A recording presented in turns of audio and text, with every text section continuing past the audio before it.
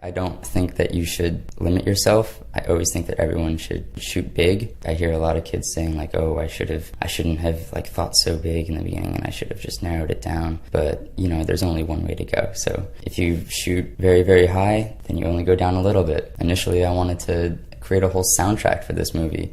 I realized later, the soundtrack wouldn't even suit the vibe of this whole thing. I'm going to be narrating it. It's going to be documentary style, and it just wouldn't feel right. But I mean, that's just natural. You get into this adult kind of mindset where like, all right, now I have to think like an adult. What would an adult do in this situation? And like, I know I'm an angsty teenager, but I can't freak out just because this didn't go well or something like that. I just need to keep on moving forward, and that's a lesson that all students should be taught, I guess. I really liked independence, and I'm not a very independent person, but this is something that taught me to be independent. My name is Riller Miltner. My project is called the Xenophobia Project.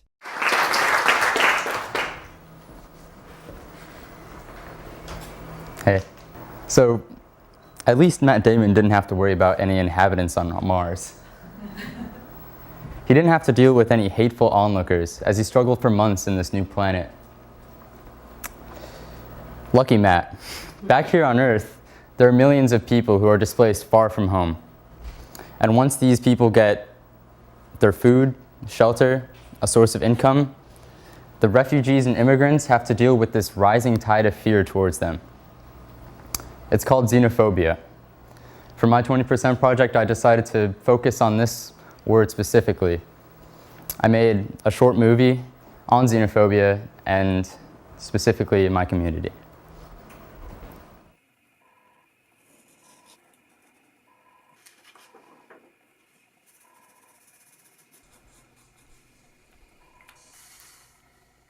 Fear. It's the fear of anything foreign, anything alien. It's the fear of a different race or culture. It's the hatred of anything strange. Xenophobia.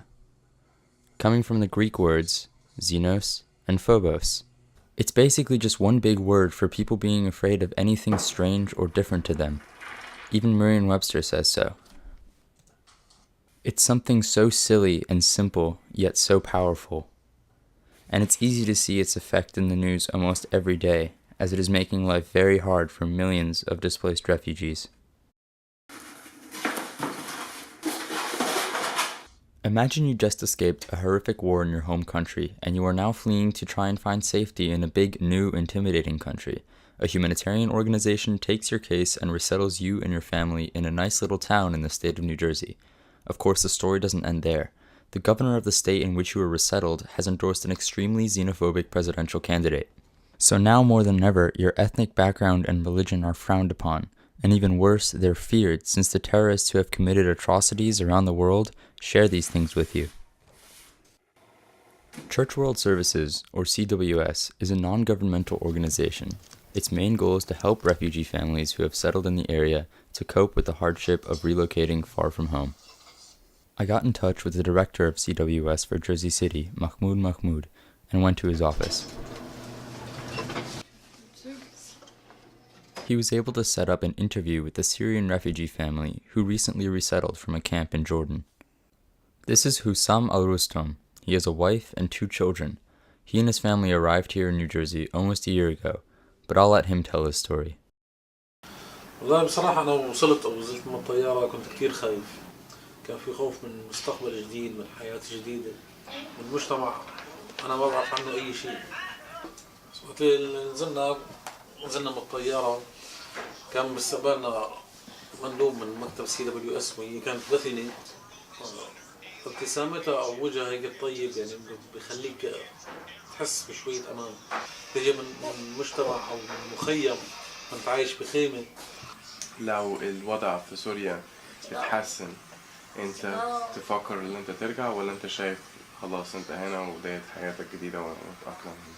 وحياتك المستقبل ما بعرف عنها أي شيء حاليا، بس طبعا في حنين للوطن، بس بوقتها إذا صار أمور سوريا تحسنت فما بعرف شو راح يصير معي بوقتها. Of course, the more immediate concerns of a relocated family, like food, shelter, and a job, take priority over the latest xenophobic hype.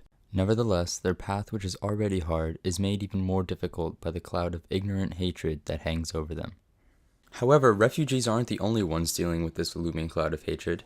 What about all the immigrants, illegal or not, who come here every day looking for ways to support their families?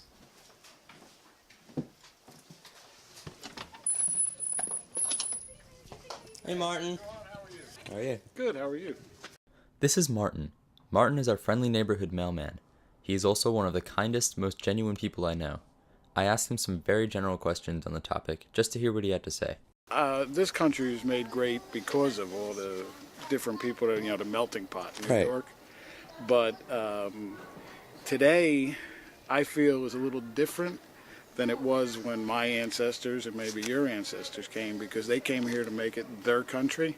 Of course. And when I work in the post office, there's a lot of immigrants, that come here and they get a job with the post office. And some of them come here because of the bad conditions in their country, and they come here to make it their own. But a lot of people that are coming now come here, and they'll tell you they only come here to make the money so that they can send it back to their family and then someday just leave here. And I don't think that's right. So what is right? Does Martin have a valid point, or is he just influenced by bad media? It's up to us to sift through the crap being given to us by politicians, world leaders, or any idiot that can get their hands on a microphone. The world we live in is not black and white. The goal is to get rid of this us and them mentality, because over time it turns into us versus them. In the end, it's up to all of us to think for ourselves.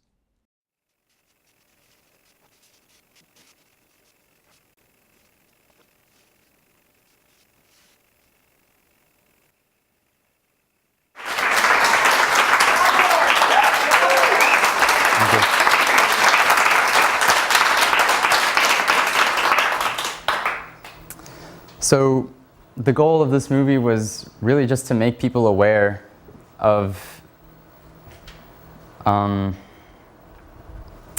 negativity that is xenophobia. I want people to think for themselves and make their own decisions and decide whether something is fair or unfair, and not just let the media decide for them. So my mom works for a refugee agency called UNHCR, and about 2 years ago she got a 1-year contract to Amman, Jordan. My dad's sister and I joined her like 7-ish weeks or 7-ish months for the rest of her year. So in these 7-ish months, I kind of got a feel for what it's like to be a foreigner in a new land, except for the fact that from the moment I arrived, I was treated with kindness and respect in every interaction that I had, with the exception of a few grumpy taxi drivers.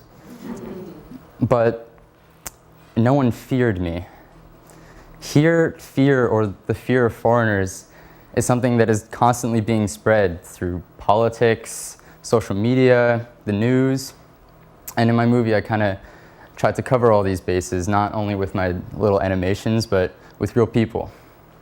So I wanted to ask similar questions about the same topic to two very different people in very different situations. So on one hand, we had the Syrian father who tells the story of his journey from Syria, fleeing Syria, living in a refugee camp in Jordan, and then finally ending up here in New Jersey.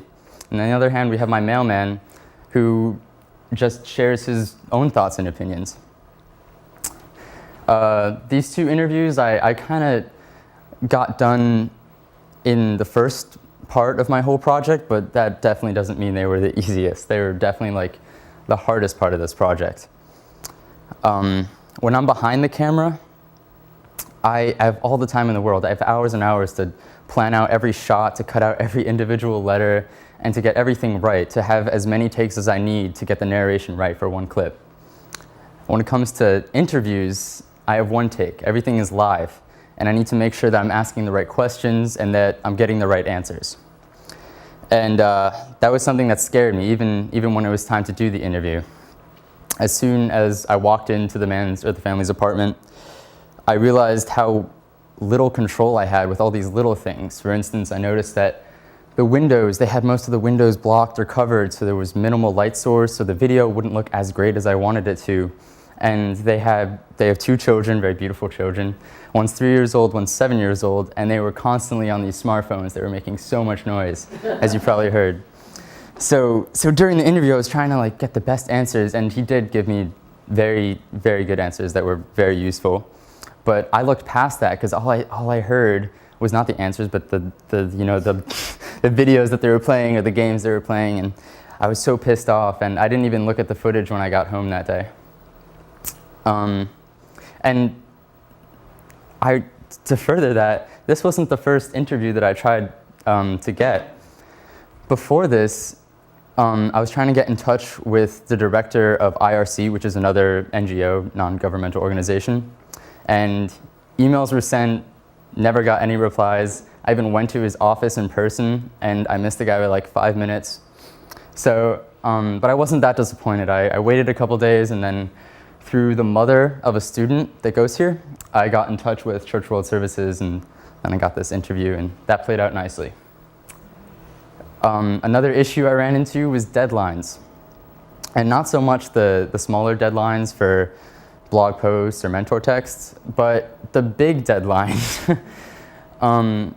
After the second interview with my mailman, I kind of slacked off. I didn't record anything or edit anything for a few weeks. And after that period was over, I kind of like kicked myself in the butt and said, all right, you got to get to work. And I got really hard on myself to finish this. And that was definitely the most stressful time in this project, but being hard on myself really got me to just get it done. That was the whole mentality for these last couple of weeks. But I made the deadline, and now the film is over. But I'm not done with the film. Coming up, I think, in the next months or the next few months, is a thing called World Refugee Day, and it's hosted mainly by UNHCR. And they have video submissions every year, sometimes or mostly from student films. And yeah, I wanna submit mine.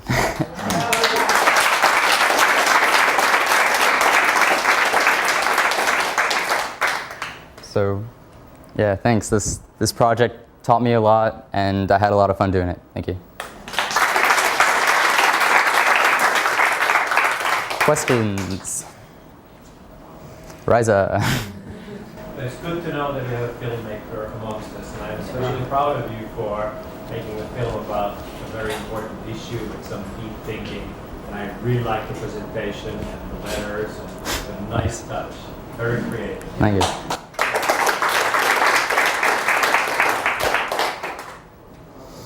Yes? Who did the translating?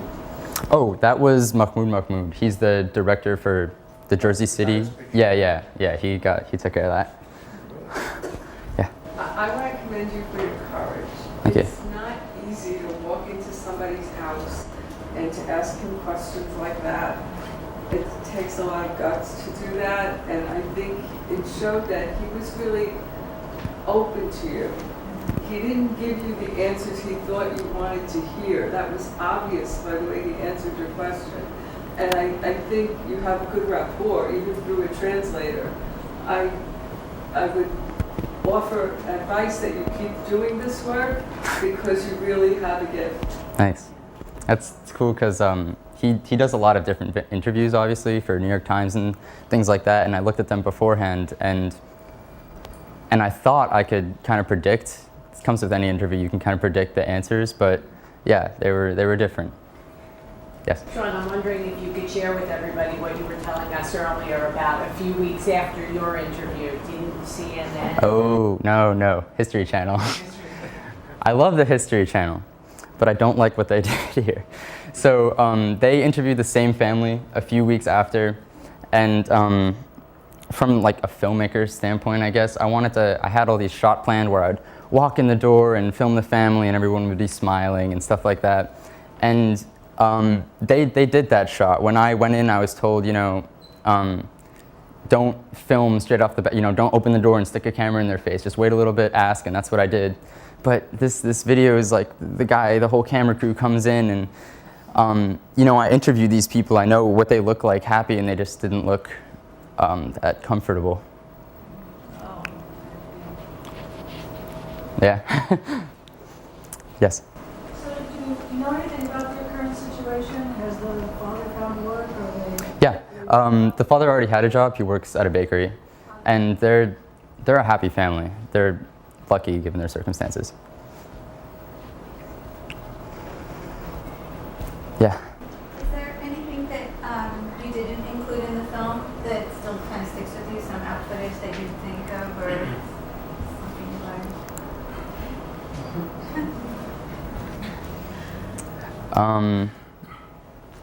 Well, there are some like clips that I cut from the video, just because I didn't think they worked as well. But I think I covered everything that I want to cover in this video. Yeah. Yeah. Really like your decision in that one shot where you're interviewing him, Mm-hmm. and to the subject's right is a kid who's flopped on his back Yeah. playing Tetris or something. Yep. And you could have kind of pulled in and blocked him out, so that part of the narrative is not going to show up. And I'm just wondering, was there, as you were shooting, is there a kind of residual learning that went on? That is, what you were picking up acoustically, or what you were picking up vibrationally that it's not in that film, in that interview? You mean what the interview was saying, or just around? What you were learning and picking up that's not in the film? Yeah. So, xenophobia, fear of foreigners, right? I thought I was trying to get him to say things like, I feel uncomfortable in the community and things like that. But I very quickly noticed that I'm not going to get that kind of response. If you ask a family like this, how are you doing these days? How are you doing now? What's your life like? They're not gonna complain. They're gonna look for the best of their situation, and he's gonna say, yes, I found work. Now my kids are at school. They're not gonna complain and be like, I feel hated and everyone hates me. But I'm sure if I interviewed them as soon as they got off their plane, or maybe a couple weeks after that, they would say something like, what, this is gonna take a while to get used to. But this was already. They arrived here June 15th, so it was almost a year ago. Yeah, Ms. Newman. Sean, I think people here may not know that you played a role in having the History Channel come here. Yeah, it's pretty ironic.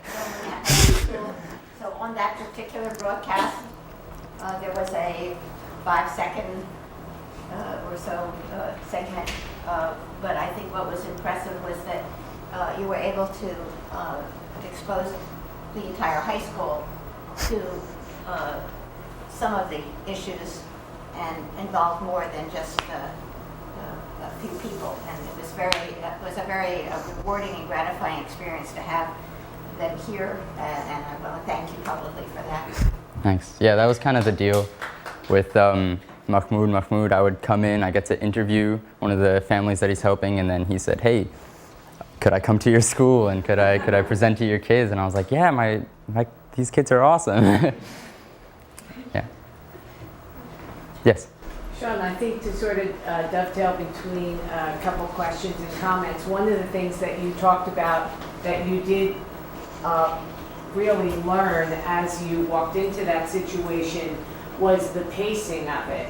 And you said you really sat with these people and spoke with them for a while, like to just through the interpreter, through all of that. And I remember you saying that finally there was a moment where you understood you could begin questioning. Oh yeah. So maybe that was nowhere near the full length of the interview. It went on for a decent amount of time, and that was towards the end, obviously, when everything was a little bit more comfortable. And then from this interview, you can see that the interview with the mailman versus this, they were two way different interviews. With the mailman, I kind of just asked him one question and then pointed my camera and smiled at him, and he kind of just like went on and did his whole little monologue. But it's great because he's like man on the street. Yeah. Yeah. What was the small talk like? So you had small talk that led up to the... In the beginning, I thought it was so cool because I went to a Middle Eastern country and I knew a little bit of Arabic, so I went in there saying salam alaikum and started a little bit of small talk in Arabic, and that was just really embarrassing, and they laughed at me. Yeah, but then it kind of picked up and got right into questioning. Mahmoud was really good because I'm like a really shy person, especially when it comes to interviewing, so he kind of helped me get the pace started, yeah. Yeah. The Christian World Service, so they resettled a lot of families in Jersey City. I mean, yeah. What I'm trying to understand is there a Syrian community developed in Jersey City so that make them feel more comfortable, or otherwise I think it's different than if you're moving to where there's other people from your country as opposed to being the only people. Yes. Does it hurt or help with their? No, I'm sure it helps. The community is small though because they're not just in charge of Syrian families. If you saw the whiteboard, yeah, so they have different families from all over, and then that was their whole planning board where how many people are in the family, where do they go, where are they going to be resettled to, and yeah. Reza. Right, so I was curious, while you're doing this, did you find that xenophobia is taking place among politicians, or is it on the street, or do you feel that it's equally in both places? Because in Europe, a lot of things are happening, as you know, in this respect, and in the United States as well. But perhaps you hear less about what's happening on the street here. I think that's how Yeah, that's what inspired me to do this was mostly what I heard in the news or from politicians, because I felt, or I still feel, kind of that some politicians are still in this battle of who's going to crack down harder on immigration or on the refugees coming in, and that just kind of, I saw that as whoever is more afraid of these people wins or something like that, but less on the street, because everyone I know doesn't have that mindset. All right. Thank you.